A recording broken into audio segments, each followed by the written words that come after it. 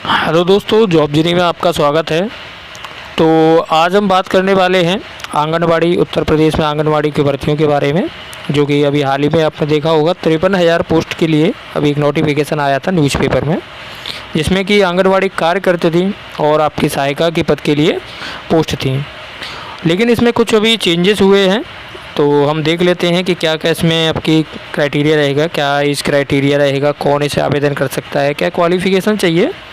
तो उसके लिए हम देखते हैं, नोटिफिकेशन एक जारी हुआ था जो कि 21 मार्च 2023 को ये हुआ है, जिसमें कुछ संशोधन किए गए हैं। तो हम देखते हैं इसमें क्या संशोधन किए गए थे, क्या शैक्षिक योग्यता है। तो सबसे पहले हम बात करें शैक्षिक योग्यता की। तो शैक्षिक योग्यता जो इस बार रखी गई है वो आपकी इंटरमीडिएट इसमें रखी गई है, वो हर एक पोस्ट के लिए, चाहे वो कार्यकर्त्री हो, आंगनवाड़ी हो या फिर सहायिका के लिए कोई भी पोस्ट हो। पहले जो थी वो हाई स्कूल के बेस पे भी था इसमें, लेकिन अब जो है केवल इंटरमीडिएट इसमें कर दिया गया है।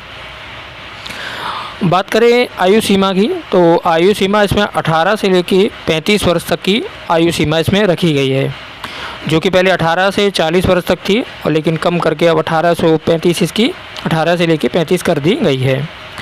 आयु के संगत में आंगनवाड़ी कार्यकर्त्री और जो भी इसका हाई स्कूल के बेस पर रखेगा, यानी कि जो आपका डेट ऑफ बर्थ जो काउंट होगा वो हाई स्कूल की मार्कशीट पर जो भी डेट ऑफ बर्थ होगी, या फिर आपके जो बॉर्न सर्टिफिकेट होता है आपका आयु जन्म प्रमाण पत्र, उसके बेस पर होगा।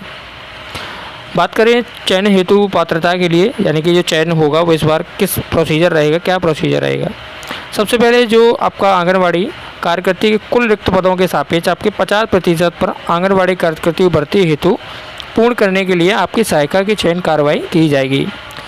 यानी कि आपकी जो भी आंगनबाड़ी के जितने भी रिक्त पद होंगे उसके 50%, उसके यानी 50% आधे के बराबर उसके सहायिकाओं के पदों के लिए चयन किया जाएगा। चयन का जो प्रोसीजर रहेगा वो इस प्रकार रहेगा कि जिस प्रकार आप जो भी पोस्ट के लिए आवेदन करेंगे, तो वो जो सदस्य है वो उसी ग्राम सभा का, उसी शहर क्षेत्र का और उसी वार्ड का होना चाहिए। यानी कि आप किसी अदर ग्राम सभा में नहीं अप्लाई कर पाएंगे, या फिर किसी अधिक क्षेत्र में नहीं कर पाएंगे और वार्ड में भी नहीं कर पाएंगे। आप उसी वार्ड में होने चाहिए, तभी आप इसके लिए आवेदन कर सकते हैं।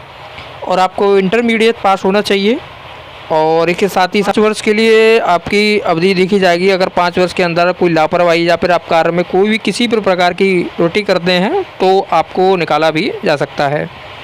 जो भी जिला कार्यक्रम अधिकारी होंगे, वो जो भी रिक्त पदों के लिए जो भी आवेदन आएंगे, उन आवेदनों को जिलाधिकारी के अनुमोदन को प्राप्त कर चयन की कार्रवाई को 15 दिवस के अंदर आपको नियुक्ति पत्र दे दिया जाएगा। यानी कि जो पद है वो जल्दी से जल्दी भरने की इनकी मंशा है, और ये पोस्ट जल्दी से जल्दी भरे जाएंगे। इसके बाद विज्ञापन की बात करें तो विज्ञापन आपको जल्द ही देखने को मिलेगा, अखबार में आपको जल्दी नोटिफिकेशन इसका जारी जल्दी किया जाएगा, यानी समाचार पत्र में विज्ञापित किया जाएगा, जो कि इसमें लिखा हुआ है 1 से अधिक केंद्रों पर पद आवेदकों द्वारा मान्य होंगे। इसमें आपका ये कुछ प्रोसीजर दिया हुआ है कि वरीयता दी गई है चयन की। अगर जैसे कोई ग्राम वार्ड सभा, अगर कोई गरीबी रेखा से नीचे है या फिर यापन कर रहा है, या फिर विधवा महिला है, तो इन लोगों को मतलब पहले प्रेफरेंस दी जाएगी, ऐसे लोगों को जिनको मतलब ज़्यादा ज़रूरत है इस चीज़ की। और इसके बाद हम बात करें आवेदन पत्रों की प्राप्ति जो होगी, वो यानी कि सीधे आपकी वेबसाइट के द्वारा आपको ऑनलाइन यानी कि फॉर्म भरे जाएंगे सारे आपके, ठीक है। और इसके बाद हम बात करें, कोई भी त्रुटि नहीं होनी चाहिए कोई भी फॉर्म में, यानी वो आपका अगर कोई भी गलती होती है तो फॉर्म आपके निरस्त कर दिए जाएंगे।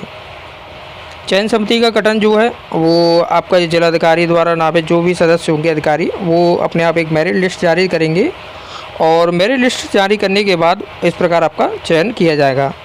लेकिन मेरिट लिस्ट जो है वो किस प्रकार तैयार की जाएगी, इसमें दिया हुआ है जैसे किसी के हाई स्कूल में अगर किसी के 45% हैं तो उसको 10 से भाग दिया जाएगा, यानी कि 10 से भाग देने के बाद जैसे कि इसमें आया 4.5 अंक, तो उस अंकों को जोड़कर एक मेरिट लिस्ट दी जाएगी, और जिसके सबसे ज़्यादा अंक होंगे वो उसको प्रेफरेंस मिलेगी और उसको चयन किया जाएगा। तो इस प्रकार ये इस तरह का आपका मेरिट लिस्ट इसमें जारी की जाएगी। और इसके बाद हम बात करें कि सैलरी क्या रहता है इसमें। सैलरी हम बात करें, सैलरी जो रहती है वो आपकी 5 से 6 हज़ार के बीच में इसकी सैलरी रहती है।